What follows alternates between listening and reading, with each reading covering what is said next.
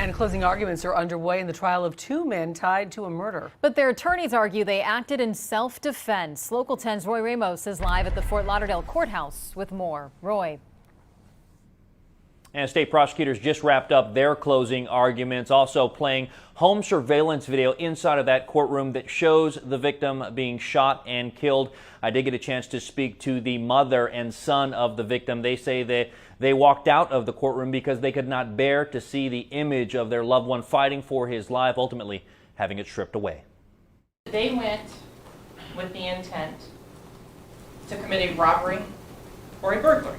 Closing arguments well underway following the murder of 51-year-old Ivan Brandon, the Tamarac man killed inside of his home in 2015 by who state prosecutors say is Richard Andres and Jonathan Gordon.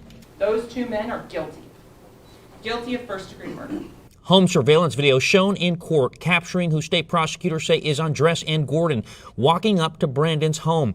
The two suspects in court Tuesday more than 7 years later, now both facing first-degree murder charges. There was $30,000 to $40,000 in the safe. Ladies and gentlemen, there was $2,000 in cash in the safe. According to state prosecutors, it was back in February of 2015. The men went to Brandon's home intending to rob him, armed with a gun and zip ties because they believed he was wealthy. But what they didn't expect was for the victim to fight back. Investigators say Brandon was not chosen at random either. Andres was dating his ex-girlfriend at the time. Because he still loved her. At the time of the shooting, they say they were merely defending themselves. Video, however, tells a different story and shows the victim on his cell phone in his home as the defendants are seen walking up, the men entering the home when Brandon is seen struggling on the ground, stabbing both of the suspects with a knife prosecutors say the defendants brought with them.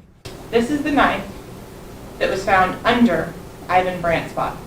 Police said that's when Gordon's gun had fallen to the floor, and during the struggle with Brandon, it was Richard Andres who was seen picking it up and shooting Brandon twice, once in the neck and again in his head.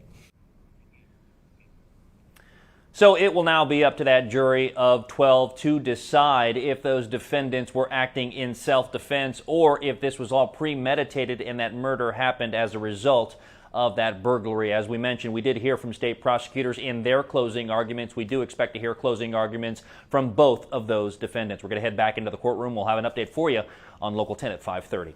For now, in Fort Lauderdale, Roy Ramos, Local 10 News. Okay.